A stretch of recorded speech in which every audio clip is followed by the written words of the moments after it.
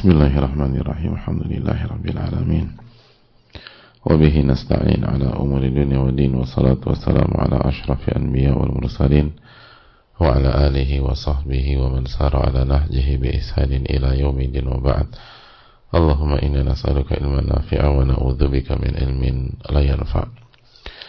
Hadirin Allah muliakan, alhamdulillah kita panjatkan puji dan syukur kita kepada Allah tabaraka wa taala atas nikmat yang Allah berikan kepada kita. Sebagaimana salawat dan salam semoga senantiasa tercurahkan kepada Rasulullah alaihi salatu wassalam beserta para keluarga, para sahabat dan orang-orang yang istiqamah berjalan di bawah naungan sunnah beliau sampai hari kiamat kelak. Allahumma inna nas'aluka ilman nafi'ah. Ya Allah, berikanlah kami ilmu yang bermanfaat.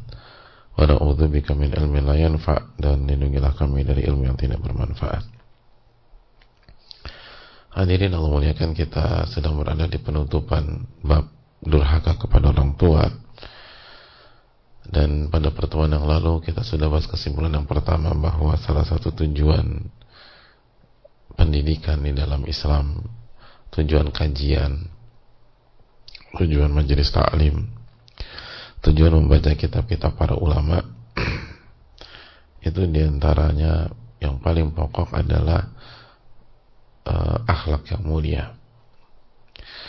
agar kita berubah, hadirin, dari waktu ke waktu, agar sikap kita lebih baik, agar attitude kita lebih baik, agar cara kita bicara lebih baik, agar tindak tanduk kita lebih terarah,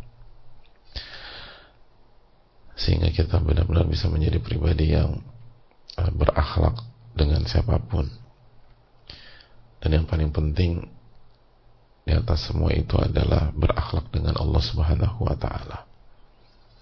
Lalu berakhlak dengan Rasulullah sallallahu alaihi wasallam. Dan kita tahu bicara tentang masalah akhlak ini enggak mudah. Ada 3 hal yang harus dipenuhi dan harus dimiliki, sebagaimana penjelasan para ulama. Dan 3 hal ini adalah kesimpulan dari bab kita di saat ini, bahkan bab sebelumnya dan sebelumnya. Kalau 3 hal ini nggak ada, maka kita nggak akan bisa bertutur kata yang baik, tidak akan bisa memilih kata atau diksi, nggak akan bisa amanat, nggak akan bisa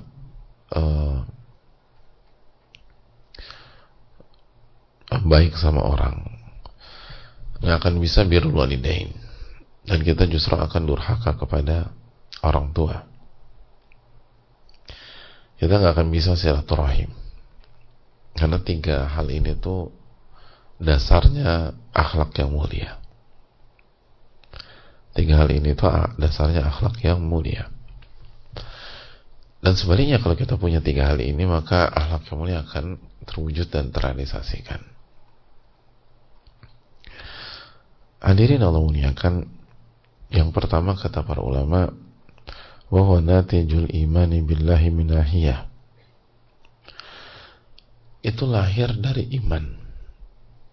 Yang pertama itu iman, kata para ulama. Kalau iman kita nggak ada, kalau iman kita kurang, maka akhlak kita pun akan terjun bebas. Nabi kita alaihi salatu wassalam bersabda, man kana yu'minu billahi wal yawmil akhir falyaqul khairan aw liyasmut. Barang siapa yang beriman kepada Allah dan hari akhir, hendaklah berkata baik atau diam.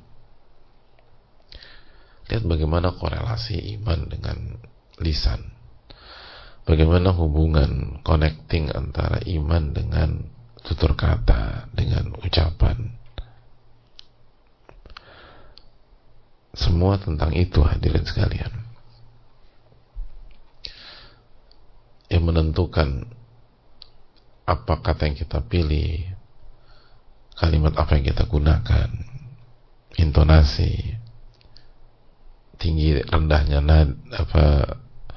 volume suara atau nada bicara, itu tuh iman. Lalu Nabi SAW melanjutkan, wa man kana yu'minu billahi wal yawmil akhir falyukrim jaroh. Barang siapa yang beriman kepada Allah dan hari akhir, maka hendaklah dia memuliakan tamunya, memuliakan tetangganya. Lagi-lagi Nabi kita SAW menjelaskan hubungan erat antara iman dengan akhlak yang mulia, yaitu memuliakan tetangga. Jadi imanlah yang menentukan apakah kita baik atau enggak sama tetangga kita, ramah apa enggak sama tetangga, jaga tetangga apa enggak, ganggu tetangga atau enggak. Itu tentang iman, hadirin. Itu kata Nabi kita alaihi salatu wassalam. Lalu berikutnya Nabi kita alaihi salatu wassalam menyampaikan, wa man kana yu'minu billahi wal yawmil akhir falyukrim dhaifahu. Barang siapa yang beriman kepada Allah dan hari akhir, maka hendaknya dia muliakan tamunya.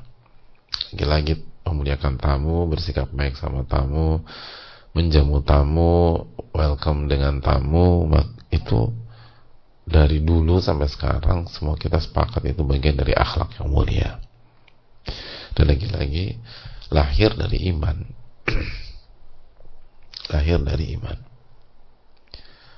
Maka ini menunjukkan bahwa gak bisa dipisahkan. Hadirin Allah muliakan. Mungkin ada yang bertanya, aku tuh punya teman-teman atau aku kenal orang cukup banyak, dia gak beriman sama Allah, tapi itu terkatanya baik, sopan, santun. Nah itu bagaimana ya hadirin? Hadirin Allah muliakan, itu bukan hal yang aneh bagi orang yang bergaul di masyarakat. Namun perlu kita renungkan bahwa akhlak yang mulia itu bukan hanya beberapa hal zahir, ya itu bagian dari akhlak yang mulia.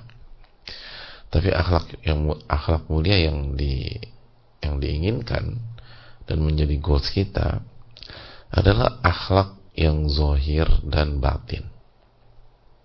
Sebagaimana tadi kita sampaikan keterangan Al-Allamah Ibnul Qayyim rahimahullah, lalu juga keterangan Ibnu Rajab rahimahullah, sebelum siapapun Anda harus berakhlak dulu dengan Allah. Dan kalau dia nggak beriman sama Allah, berarti kan dia nggak berakhlak dengan Allah. Dan juga setelah itu dia harus berakhlak dengan Rasulullah Sallallahu Alaihi Wasallam. Sebagaimana ada contoh-contoh yang cukup banyak di masyarakat. Beberapa anak-anak yang durhaka kepada orang tuanya, ngebantah, suara tinggi, marah, itu dikenal humble loh di lingkungan pergaulannya. Kalau ditanya sama ditanya ke teman-teman sekolah atau teman-teman kampus atau teman-teman mainnya, gimana menurut lo si fulan nih gimana? Oh, asik orangnya bro. Yang lain bilang, tuh orang tuh humble banget. Dia, brotherhoodnya kuat tuh orang tuh. Jadi dipuji. Tapi ketemu orang tua, ribut, suara tinggi, ngamuk. Sekarang aja kabur dari rumah 2 pekan. Jadi hal-hal seperti itu bukan hal yang mengejutkan. Nah, pertanyaannya bagi standar orang baik, orang yang bertakwa, bahkan standar norma timur di Indonesia lah, ketika anak itu baik sama sebagian temannya tapi kasar sama orang tua, lalu menghardik orang tua, kabur dari rumah, demanding ke orang tua, tapi enggak menunaikan hak orang tua, apakah orang-orang seperti ini dinobatkan atau mendapatkan titel orang yang berakhlak mulia? Saya rasa jawabannya tidak. Tapi dia baik loh sama temannya. Iya, kita tahu. Tapi sebagaimana dia baik sama teman, dia harus baik sama ibunya juga. Dia harus baik sama ayahnya juga. Nah kalau ini kita sepakati, lalu bagaimana dengan orang yang nggak beriman sama Allah Subhanahu Wa Taala? Orang yang nggak nurut dan nggak mengikuti Rasulullah alaihi salatu wassalam. Maka hadirin ini masalah iman ini penting. Sebagaimana juga adanya beberapa sikap yang baik tanpa didasari oleh iman yang kuat, itu seringkali nggak konsisten karena motifnya tuh duniawi. Seringkali inkonsisten karena motifnya duniawi. Artinya ada orang tuh bisa ramah santun saat bekerja, karena memang pekerjaannya itu harus menuntut dia untuk baik, santun, ramah sama banyak orang, sama customer, sama klien, sama dan lain-lain. Tapi begitu keluar dari jam kerja, beda lagi nih orang. Dan seakan-akan hidup dengan dua standar dalam hidupnya, standar ganda.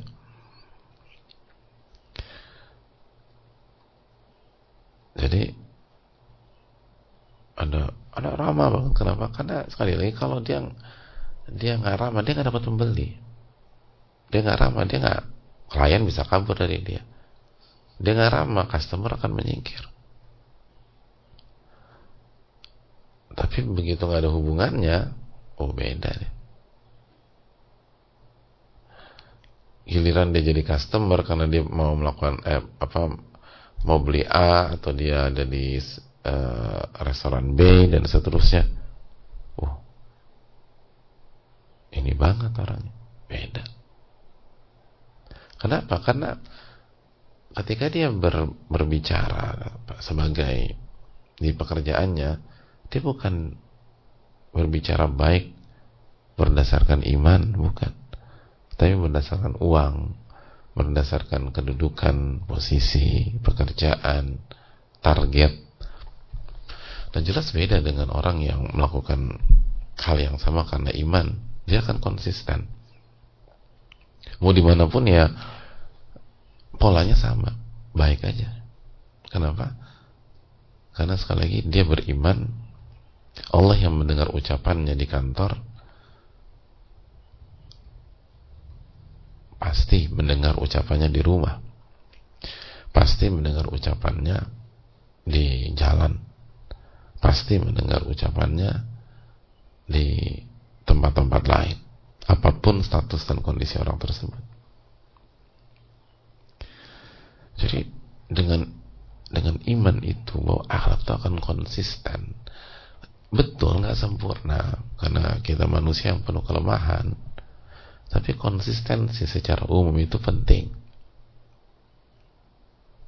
Dimanapun dia akan oke. Makanya kan kata Nabi SAW, ittaqillaha haitsuma kunt, bertakwalah kepada Allah dimanapun dan kapanpun Anda berada. Kenapa? Karena iman menuntut itu. Ya'lamu kha'inatal a'yun wa ma tukhfi sudur. Allah mengetahui pengkhianatan mata dan apa yang Anda sembunyikan di dalam hati. Alam ya'lam bi anna Allah yara. Tidakkah dia mengetahui Allah Maha melihatnya? Allah As-Sami, Allah Maha mendengar. Allah Al-Basir, Allah Maha melihat. Innallaha kana 'alaikum raqiba, Allah Maha mengawasi Anda. Jika seseorang mengimani hal-hal tersebut, maka sekali lagi dia akan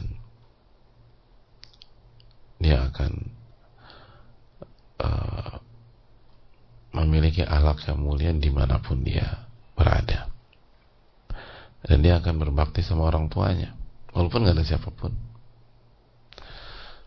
Dia gak berani durhaka sama orang tua. Kenapa? Iman. Nah seringkali kan kita susah baik sama orang rumah, diantaranya orang tua, kan karena itu, karena gak ada pencitraan di dalam rumah, gak dilihat mayoritas orang kalau kita udah dalam rumah. Udah suka-suka nih. Tapi bagi orang-orang beriman sama aja bagi mereka tuh. Bahkan di dalam rumah lebih ketat lagi. Kenapa? Karena itu pembuktian yang lebih dalam tentang imannya kepada Allah Subhanahu wa taala. Makanya kan kata Nabi SAW, khairukum khairukum li ahli wa ana khairukum li ahli. Sebaik-baik kalian yang paling baik dengan keluarga, yang paling baik dengan istri, anak-anak, dan aku orang yang paling baik dengan istri dan anak-anak. Kenapa parameternya itu? Diantaranya karena ngadepin orang rumah itu benar-benar beda. Dan kalau kita nggak jujur sama Allah, kalau kita nggak beriman dengan Allah, susah untuk konsisten di dalam rumah. Maka marilah kita renungkan hal ini, dan ini adalah pilar pertama atau dasar pertama. Insyaallah kita akan bahas yang berikutnya di pertemuan yang berikutnya insyaallah taala. Saya rasa cukup sampai di sini. Subhanakallahumma wa bihamdika, la ilaha illa anta, astaghfiruka wa atubu ilaik. Assalamualaikum warahmatullahi wabarakatuh.